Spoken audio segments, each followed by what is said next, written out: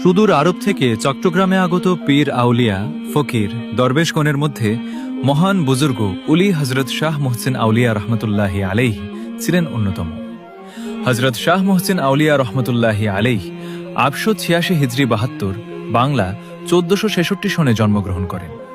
তিনি কখন বাংলাদেশে আগমন করেন তার ইতিবৃত্ত জানা যায়নি, তবে তিনি প্রখ্যাত পীর হজরত বদর শাহ রহমতুল্লাহি আলাইহি সাথে চট্টগ্রামে আগমন করে চলেছিলেন বলে জনশ্রুতি রয়েছে।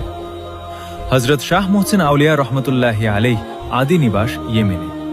তার পূর্বপুরুষের পরিচয় জানা না গেলেও বিভিন্ন ইসলামী চিন্তাবিদদের মতে তিনি একজন সম্ভ্রান্ত মুসলিম পরিবারের সন্তান ছিলেন। ইসলামী শিক্ষায় শিক্ষিত হয়ে তিনি ইসলাম প্রচারে নেমে যান। তিনি ইয়েমেন থেকে প্রথমে ভারতে গৌড় রাজ্যে আগমন করেন। গৌড় রাজ্যে কিছুদিন অবস্থান করার পর হজরত শাহ মোহসিন আউলিয়া পানিপথে চট্টগ্রামে আগমন করেন। কথিত আছে তিনি তার ব্যবহৃত পাথরকে কিস্তি বানিয়ে পানিপথে চট্টগ্রামে আগমন করেন। তিনি চট্টগ্রামে এসে কর্ণফুলী নদীর পূর্ব তীরে অবস্থিত দেয়াং পাহাড়ে আস্তানা গাড়েন। দেয়াংয়ের পাহাড়ে অবস্থান করে তিনি চট্টগ্রামের বিভিন্ন অঞ্চলে ইসলাম ধর্ম প্রচার করতে থাকেন। তার অলৌকিক ক্ষমতা এবং মোহনীয় শক্তি সবাইকে মোহিত করত। অনেক মানুষ তার কাছ থেকে ইসলাম ধর্ম গ্রহণ করতে থাকে। অল্প সময়ের মাঝে তার অসংখ্য ভক্ত এবং মুরিদ সৃষ্টি হয়। দীর্ঘ সময় চট্টগ্রাম অবস্থান করে ইসলাম ধর্ম প্রচার করে ৯৮৫ হিজরি ৯৭১ বাংলা ৬ আষাঢ় ১৫৬৫ সনে তিনি ইন্তেকাল করেন। তার ইন্তেকালের পর তাকে দক্ষিণ চট্টগ্রামের আনোয়ারা উপজেলার ঝিউরি গ্রামে সমাধিস্থ করা হয়। তার কবর শরীফ শঙ্খ নদীর তীরে অবস্থিত হয়। কবর শরীফ নদীর ভাঙনের কবলে পড়লে বটতলীর ৩ ব্যক্তিকে তিনি স্বপ্নযোগে জানান, ঝিউরি গ্রামের শঙ্খ নদীর পাড়ে তার কবর ভাঙা অবস্থায় আছে, তার পার্শ্বে একটি পাথরও আছে।